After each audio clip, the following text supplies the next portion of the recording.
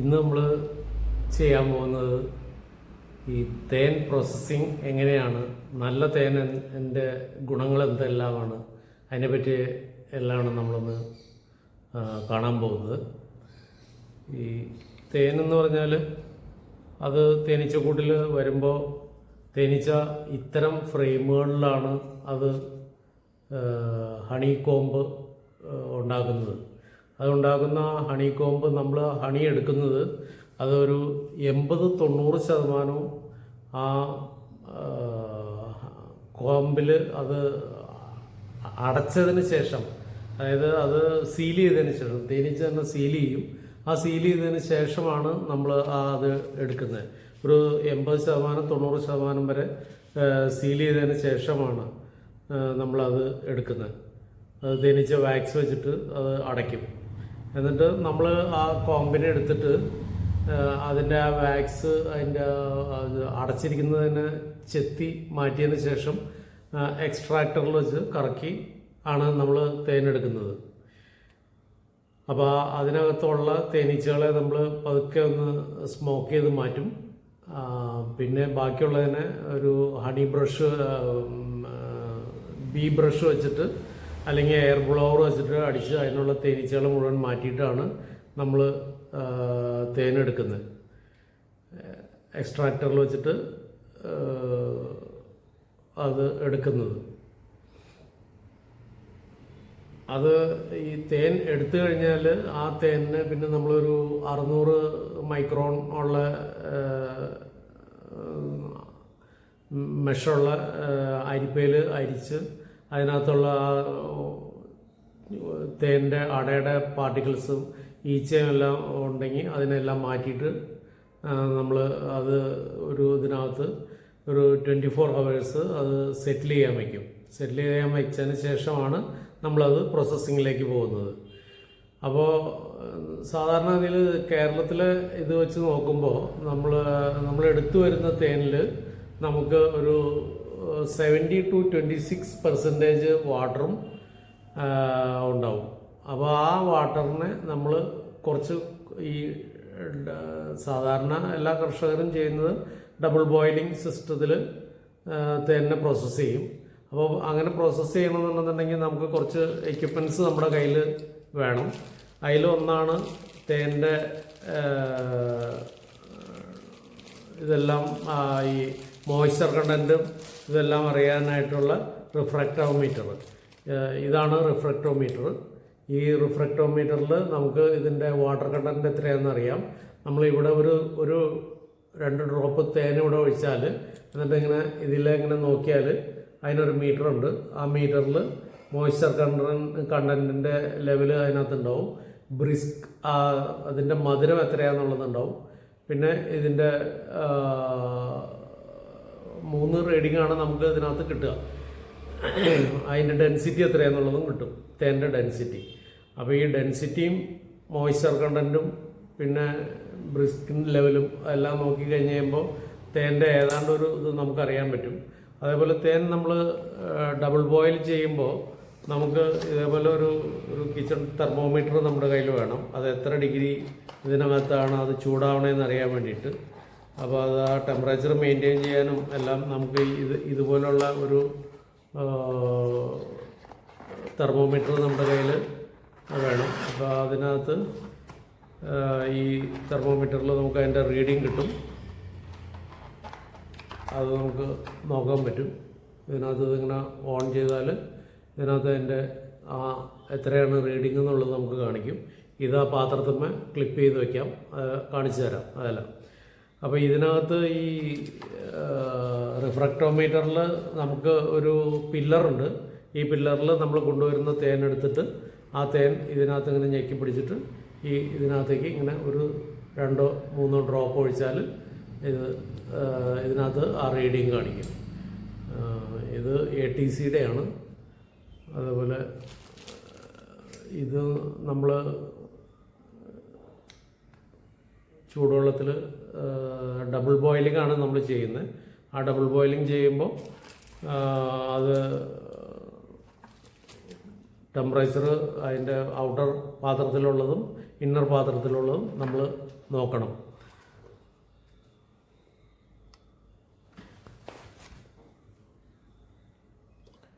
ഇത് നമ്മൾ പ്രോസസ്സ് ചെയ്യുമ്പോൾ നമുക്ക് കുറച്ച് വെസൽസ് നമ്മുടെ കയ്യിൽ വേണം. ഇത് 200 മൈക്രോൺ ഉള്ള അരിപ്പയാണ്. ഇത് അരിക്കാനായിട്ട് ഉപയോഗിക്കും. ഇത് 600-ൻ്റെ മെഷാണ്. അതുപോലെ ഒരു പോപ്ലിൻ തുണി. ഇത് നമുക്ക് ഏറ്റവും അവസാനം എല്ലാം കഴിഞ്ഞ് കഴിയുമ്പോൾ ഇത് ഇതിനകത്ത് ഫിക്സ് ചെയ്തിട്ട് ഇത് തേൻ അരിച്ചൊഴിക്കാനുള്ളതാണ്. ഇത്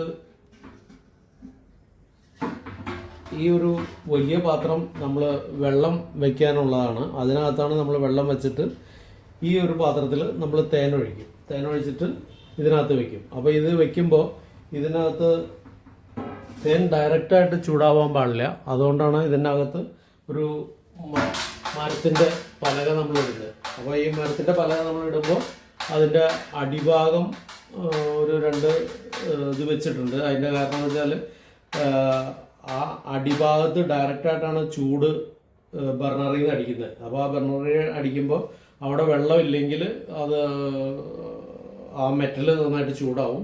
അപ്പോൾ അതിൽ കൂടെ വെള്ളം പാസ് ചെയ്യാൻ വേണ്ടിയിട്ടാണ് നമ്മൾ ഈ അടിയിൽ 2 കാല് കൊടുത്തിരിക്കുന്നത്. ആ 2 കാല് വെച്ചിട്ട് ഇതിനകത്ത് ഇതിൽ നമ്മൾ തേനൊഴിക്കും. തേനൊഴിച്ചിട്ട് നമ്മൾ ഇതിനെ ചൂടാക്കും. ഈ വെള്ളത്തിന് ചൂടാക്കും. അപ്പോൾ അങ്ങനെ ചൂടാക്കുമ്പോൾ ഈ പാത്രം എന്ന് പറഞ്ഞാൽ ഈ ഔട്ടർ പാത്രത്തിനേക്കാളും ഒരല്പം പൊങ്ങിയിരിക്കണം. കാരണം എന്ന് വെച്ചാൽ ഇതിൽ നിന്ന് ആവി വരും. ആവി വന്നു കഴിയുമ്പോൾ അത് ഇതിനകത്തേക്ക് മറിഞ്ഞു പോകാതിരിക്കാൻ വേണ്ടിയിട്ടാണ് ഇതൊരല്പം വലിയ പാത്രം നമ്മൾ വേണമെന്ന് പറയുന്നത്. അത് കഴിഞ്ഞ് കഴിയുമ്പോൾ എല്ലാം കഴിഞ്ഞ് കഴിയുമ്പോൾ നമ്മൾ ചൂടാക്കി അത് അതിൻ്റെ വാക്സ് പൂമ്പൊടിയെല്ലാം മാറ്റിയതിന് ശേഷം പിന്നെ നമ്മൾ അത് ഈ പാത്രത്തിലേക്ക് നമ്മളതിനെ അരിച്ചൊഴിക്കണം. അപ്പോൾ അരിച്ചൊഴിക്കുമ്പോൾ ഇതിങ്ങനെ ഇതിനകത്തൊരു ഈ തുണി നമ്മൾ ഫിക്സ് ചെയ്തിട്ട് ആ തുണി കൂടെയാണ് നമ്മൾ അരിച്ചൊഴിക്കുക. അപ്പോൾ അത് പ്രോസസ്സ് 1 by 1 ആയിട്ട് നമുക്ക് കാണാം. അപ്പോൾ ഇതിനകത്ത് നമ്മൾ ഇവിടെ തേൻ എടുത്തിട്ടുണ്ട്. തേൻ നമ്മൾ കുറച്ചെടുത്തിട്ടുള്ളത് ഇപ്പോൾ ഇതിനകത്ത് കാണിക്കാൻ വേണ്ടിയിട്ടാണ് നമ്മൾ തേൻ എടുത്തിരിക്കുന്നത്. ഇതിനകത്ത് നമ്മൾ പാത്രത്തിൽ വെള്ളം നിറച്ചിട്ടുണ്ട്. ഇനി നമ്മൾ ബർണർ കത്തിക്കാൻ പോവാണ്.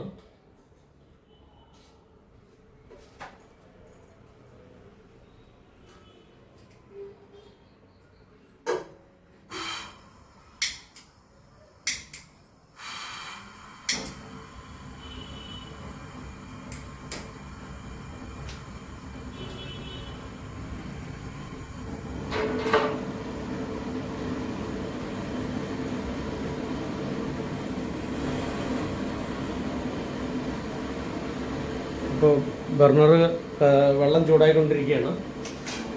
ഇനി നമ്മൾ ഈ തേൻ ഒന്ന് അരിച്ച് ഇതിനകത്തേക്ക് നമുക്ക് ഒഴിക്കാം.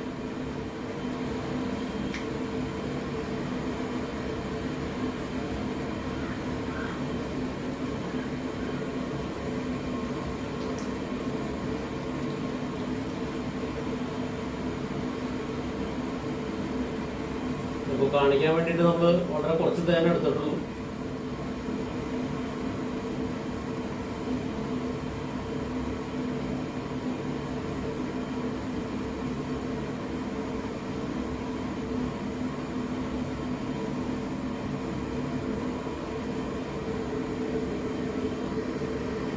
നമ്മളിതിനകത്ത് ഓൾറെഡി നമ്മളിത് അരിച്ചു വെച്ചിരുന്നതായതുകൊണ്ട് ഇതിനകത്ത് അധികം ഇതൊന്നുമില്ല. ഒരു ഈച്ച എങ്ങനെയോ അതിനകത്ത് സൈഡിൽ എങ്ങനെ പെട്ടതാണ്, അത് മാത്രമേ ഉള്ളൂ. ഓൾറെഡി നമ്മൾ എടുത്തിട്ട് വരുമ്പോൾ ഇതിനകത്ത് 600 മൈക്രോണിൻ്റെ ഇതിനകത്ത് നമ്മൾ അരിച്ചിട്ടാണ് ഇത് ഇതിനകത്തേക്ക് ഒഴിക്കുക. എക്സ്ട്രാക്ടറിൽ നിന്ന് ഇതിനകത്തേക്ക് ഒഴിക്കുക. അതുകൊണ്ട് വേറെ കരടൊന്നും ഉണ്ടാവില്ല. ഇതിപ്പോൾ നമ്മളൊരു 24 hours എങ്കിലും സെറ്റിൽമെൻറ്റിന് വെക്കണം. വെച്ചിട്ട് വേണം ഇത് ചെയ്യാനായിട്ട്. അപ്പോൾ ഇത് അത്രയും സമയം ഇരുന്നതാണ്.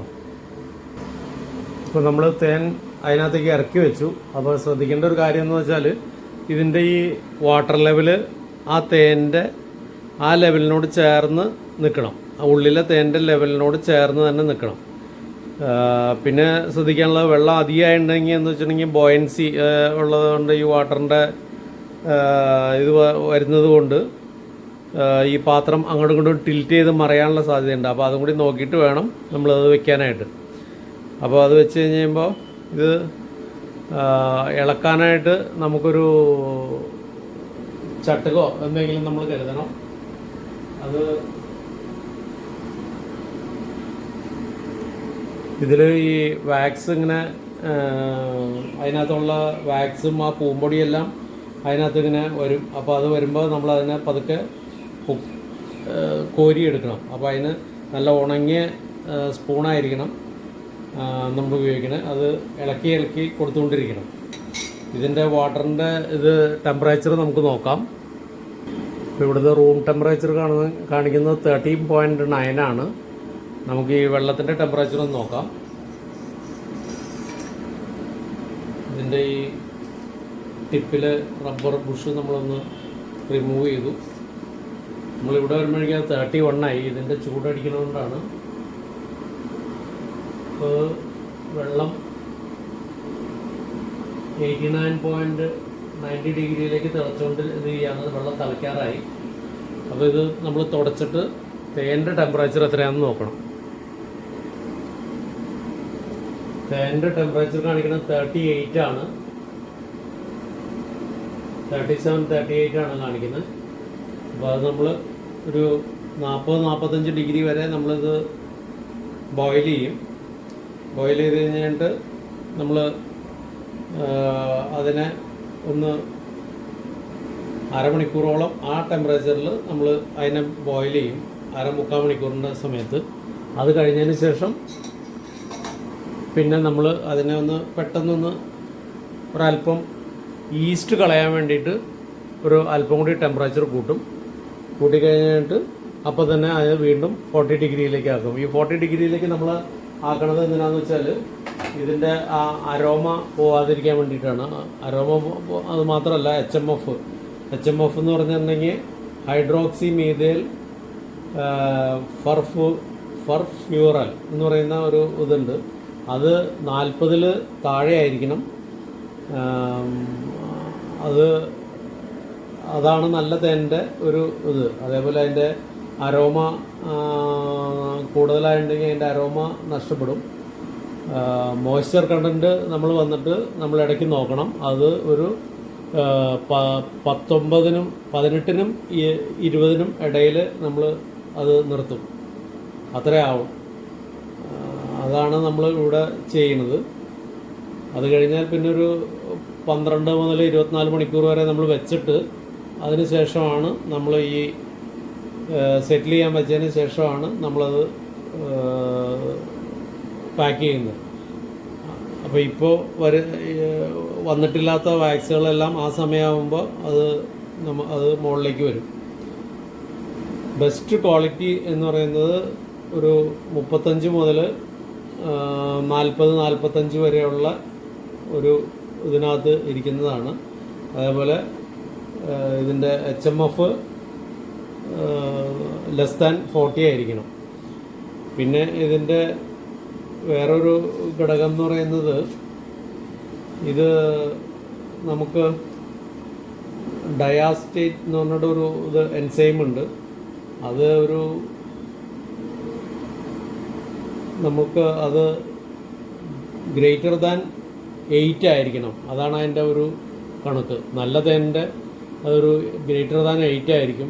ലെസ് ദാൻ 8 ആണെന്നുണ്ടെന്നുണ്ടെങ്കിൽ അത് പഴയ തേനായിരിക്കും, അല്ലെങ്കിൽ ഇതായിരിക്കും. ഈ HMF തന്നെ കൂടുതൽ നമ്മൾ ഹീറ്റ് ചെയ്താൽ, തേൻ കൂടുതൽ ഹീറ്റ് ചെയ്താൽ അത് ഈ HMF കുറയും. അത് രണ്ടുമാണ് നമ്മുടെ ഈ നല്ല തേനാണോ എന്നുള്ളതിനെ പറ്റി നമ്മൾ ലാബിൽ കൊടുത്ത് ടെസ്റ്റ് ചെയ്താൽ അവരതാണ് നോക്കുക.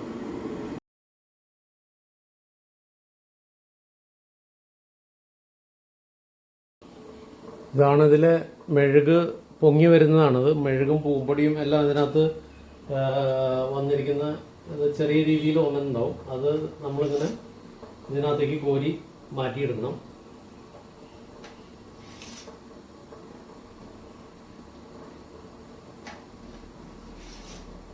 അതാണ് നമ്മൾ ചെയ്യുന്ന പ്രോസസ്സിങ്ങിൻ്റെ ഒരു ഇത്. അത് കഴിഞ്ഞിട്ട് ഇതിനകത്ത് നമ്മൾ അരിച്ചെടുത്ത് കഴിയുമ്പോൾ കംപ്ലീറ്റ് ഈ മെഴുകും പൂമ്പൊടിയെല്ലാം അതിനകത്തുനിന്ന് പോകും. ഇത് നമ്മൾ കഴിച്ചതുകൊണ്ട് കുഴപ്പമൊന്നുമില്ല. എല്ലാം നാച്ചുറലായിട്ടുള്ള സാധനങ്ങളായതുകൊണ്ട് നമുക്ക് വേറെ ബുദ്ധിമുട്ടുകളൊന്നും വരുന്നില്ല. ഇത് 2 ദിവസം നമ്മൾ എടുത്തു വെച്ച് കഴിഞ്ഞാൽ ഈ മെഴുകും എല്ലാം ചെയ്താൽ അത് ആ തേനിൽ തന്നെ ഈ ഇത് അരിഞ്ഞ് അതതിനകത്ത് ചേരുന്നതായിട്ട് നമുക്ക് കാണാൻ പറ്റും. നമുക്ക് ഉപയോഗിക്കാം, കുഴപ്പമൊന്നുമില്ല.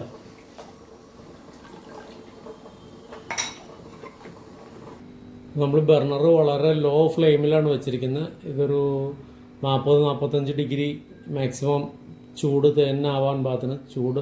തേനൊരിക്കലും ഇത് ചെയ്യാൻ പാടില്ല, കൂടുതൽ ഓവർ ഹീറ്റ് ചെയ്യാൻ പാടില്ല. പിന്നെ ഇത് ഈ 60 ഡിഗ്രിയിലേക്ക് ആക്കുന്നത് എന്തിനാണെന്ന് വെച്ചാൽ ഒരു 1-2 മിനിറ്റ് നേരം പെട്ടെന്ന് ആക്കിയിട്ട് അത് 40 ഡിഗ്രിയിലേക്ക് നമ്മൾ തണുപ്പിക്കും. 60 ഡിഗ്രിയിലാക്കുന്നത് അതിനകത്തുള്ള ഈസ്റ്റ് ഇത് ചെയ്യാൻ വേണ്ടിയിട്ടാണ്.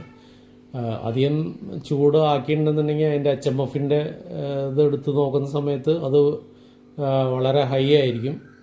അപ്പോൾ അതിൻ്റെ തേൻ്റെ ക്വാളിറ്റി കുറഞ്ഞു എന്നാണ് അതിൻ്റെ അർത്ഥം. മാത്രമല്ല തേൻ്റെ ആരോമയുണ്ട്, അത് നഷ്ടപ്പെടും. പിന്നെ മറ്റേ അതിനകത്തുള്ള ഫ്രാക്ടോസിൻ്റെ ഇത് അതും വ്യത്യാസം വരും. ഇതിപ്പോൾ 10-40 മിനിറ്റോളം ഇത് തിളച്ചു. ഈ 45 ഡിഗ്രി ചൂടിൽ നമ്മൾ മെയിൻറ്റെയിൻ ചെയ്തു. അത് കഴിഞ്ഞിട്ട് ഒന്ന് ചൂട് അല്പം കൂട്ടി ആ ഈസ്റ്റ് കളയാൻ വേണ്ടിയിട്ട് അപ്പോൾ തന്നെ അത് വീണ്ടും നമ്മൾ കുറച്ചു. ഇനി ഇതിനെ അരിക്കുകയാണ്. അപ്പോൾ അരിക്കാനായിട്ട് നമ്മൾ ഉപയോഗിക്കുന്നത് പോപ്ലിൻ തുണിയാണ് ഉപയോഗിക്കുന്നത്. അത് 2 ലെയറുണ്ട്. ആ 2 ലെയർ നമ്മൾ ഈ സ്റ്റിച്ചിങ് ഒക്കെ ചെയ്യുന്ന ആ ഫ്രെയിം, എംബ്രോയ്ഡറി ചെയ്യുന്ന ഫ്രെയിമിൽ അത് ഫിക്സ് ചെയ്തേക്കാണ്. ഇനി ഈ തേനെ എടുത്ത് ഇതിനകത്തേക്ക് നമ്മൾ ഒഴിക്കും. അപ്പോൾ അതിനകത്തുള്ള ചെറുതായിട്ടുള്ള മെഴുകിൻ്റെ അംശം എല്ലാം പോകും. ഇത് ഈ തുണിയിൽ വരും.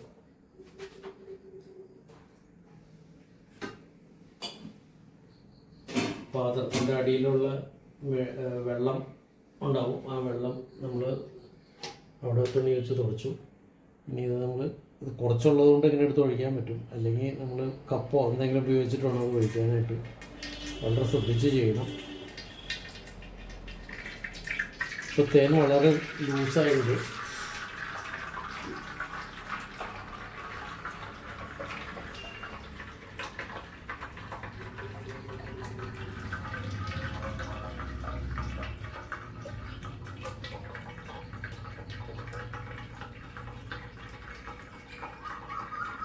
അപ്പോൾ തേൻ്റെ പ്രോസസ്സിങ് എങ്ങനെയാണെന്നുള്ളത് നമ്മൾ കണ്ടു. ഇനി അതിൻ്റെ ക്വാളിറ്റി എങ്ങനെയായിരിക്കും എന്നുള്ളതാണ് നമ്മൾ മനസ്സിലാക്കേണ്ടത്. ഈ തേൻ എന്ന് പറയുന്നത് 65 ഡിഗ്രിയിൽ കൂടുതൽ ചൂടായിട്ടുണ്ടെന്നുണ്ടെങ്കിൽ അതിനകത്തുള്ള എൻസൈംസൊക്കെ വളരെ കുറയും. അത് മാത്രമല്ല അതിൻ്റെ HMF ഇൻക്രീസ് ചെയ്യും. തേൻ ചൂടായിട്ടുണ്ടോ എന്നുള്ളത് തന്നെ ലാബ് ടെസ്റ്റിൽ കണ്ടുപിടിക്കുന്നത് അതിൻ്റെ HMF നോക്കിയിട്ടാണ്. അപ്പോൾ ലോ HMF ആണെങ്കിലാണ് നല്ല ക്വാളിറ്റി ഉള്ള തേനാണെന്ന് പറയുക. അതേപോലെ ഡയാസ്റ്റേറ്റ് എന്ന് പറയുന്ന ഒരു ഇതുണ്ട്. അത് ഈ തേനീച്ച അതിനകത്ത് തേനിലുള്ള ഒരു എൻസൈമാണ്. ആ എൻസൈം എന്ന് വെച്ചിട്ടുണ്ടെങ്കിൽ ഈ മാൾട്ടോസ് സ്റ്റാർച്ച് മാൾട്ടോസായിട്ട് ഒരു കൺവേർഷൻ നടക്കുന്ന ഒരു എൻസൈമാണത്. അപ്പോൾ അത് ഏറ്റവും നല്ല ഹണി എന്ന് പറയുന്നത് ലോ HMF പ്ലസ് ഹൈ ഡയാസ്റ്റേസ് എന്നുള്ള ഒരു ഇതാണ്. അത് 8% ആണ് സാധാരണ അതിൽ. നമ്മുടെ നാച്ചുറൽ തേൻ നമ്മുടെ കേരളത്തിൻ്റെ ഇതിനനുസരിച്ച് വരുമ്പോൾ അതിനകത്തുണ്ടാവുന്ന വാട്ടർ കണ്ടൻറ്റ് എന്ന് പറഞ്ഞിട്ടുണ്ടെങ്കിൽ ഒരു 23 to 26% ആയിരിക്കും സാധാരണഗതിയിൽ. അപ്പോൾ ഇങ്ങനെ പണ്ട് പല ആളുകളും പറയും ഈ പറഞ്ഞ പോലെ തേൻ നമുക്ക് നല്ല തേൻ കണ്ടുപിടിക്കാനായിട്ട് ഉള്ള നാടൻ മാർഗ്ഗങ്ങളൊക്കെ പറയുന്നത് ഒരു ഗ്ലാസ്സിലെ വെള്ളത്തിലേക്ക് നല്ല വെള്ളം എടുത്തിട്ട് അതിനകത്തേക്ക് തേനിങ്ങനെ ഡ്രോപ്പായിട്ട് ഒഴിച്ചാൽ അത് താഴേക്ക് പെട്ടെന്ന് പോവും. അപ്പോൾ അത് താഴെ ചെന്ന് സെറ്റിലാവും. അത് സെറ്റിലായി കഴിഞ്ഞാൽ വളരെ സ്ലോലിയാണ് അത് ചെയ്യുള്ളൂ എന്നുള്ളത്. അപ്പോൾ അതിൻ്റെ ഡെൻസിറ്റിയുടെയൊക്കെ ഇതനുസരിച്ചിട്ടിരിക്കും. പിന്നെ അത് മാത്രമല്ല, അതിനകത്തുള്ള ശർക്കര വല്ലതും ചേർത്തിട്ടുണ്ടെന്നുണ്ടെങ്കിൽ നമുക്ക് പെട്ടെന്ന് തിരിച്ചറിയാൻ പറ്റും. കാരണം ആ താഴേക്ക് പോകുന്നതിൻ്റെ തേൻ പെട്ടെന്ന് ഇങ്ങനെ പടർന്ന് സൈഡിലേക്ക് മാറും. അപ്പോൾ അങ്ങനെയുണ്ടെന്നുണ്ടെങ്കിൽ തേനിൽ കലർപ്പുണ്ടെന്നുള്ളതാണ് അതിൻ്റെ അർത്ഥം. പിന്നെ ചിലർ പറയും തേനിങ്ങനെ കത്തിച്ച് നോക്കിയാൽ മതി, തുണിയിൽ പുരട്ടി കത്തിച്ച് നോക്കിയാൽ മതി എന്നൊക്കെ പറയും. അതൊക്കെ എത്രമാത്രം അതിനകത്ത് ശരിയുണ്ടെന്നുള്ളത് നമുക്ക് പറയാൻ പറ്റില്ല. അതുപോലെ പറയും ചുണ്ണാമ്പും തേനും കൂടി ഇങ്ങനെ എടുത്തിട്ട് തിരുമ്മി ചെയ്താൽ നല്ല തേനാണെങ്കിൽ പെട്ടെന്ന് കൈ ചൂടാവും എന്നൊക്കെ പറയാം. അങ്ങനെ കുറേ നാടൻ രീതികളൊക്കെ പറയും. പക്ഷേ ശരിക്കുള്ള തേൻ നമ്മൾ ചെയ്യണമെന്നുണ്ടെന്നുണ്ടെങ്കിൽ അറിയണമെന്നുണ്ടെന്നുണ്ടെങ്കിൽ അത് ലാബ് ടെസ്റ്റ് തന്നെ ചെയ്യണം. അതിന് HMF കുറവായിരിക്കണം. ഈ മറ്റേ ഡയാസ്റ്റേസ് എന്ന് പറയുന്ന ഇത് ഹൈ ആയിരിക്കണം. അതേപോലെ അതിന് നല്ല അരോമ ഉണ്ടാവണം. പിന്നെ അപ്പോൾ അതൊക്കെയാണ് നല്ല തേനിൻ്റെ ഒരു ക്വാളിറ്റി എന്ന് പറയുന്നത്. പിന്നെ നമുക്ക് ചെയ്യാവുന്ന ഒരു കാര്യം എന്ന് വെച്ചിട്ടുണ്ടെങ്കിൽ നമുക്ക് വിശ്വാസമുള്ള നല്ല തേനീച്ച വളർത്തുന്ന ആളുകളുടെ അടുത്തുനിന്ന് വാങ്ങുക എന്നുള്ളതാണ്. സാധാരണ അതിലൊരു തേനീച്ച കർഷകൻ ഒരിക്കലും ഒരു തേനിൽ അങ്ങനെ മായം ചേർക്കില്ല എന്നാണ് ഞാൻ വിശ്വസിക്കുന്നത്. അപ്പോൾ ഇതാണ് നമുക്ക് തേനിനെ പറ്റി പറയാനുള്ളത്. എല്ലാവരും നല്ല തേൻ ഉപയോഗിക്കുക, നന്നായിട്ട് ഉപയോഗിക്കുക. Okay, by.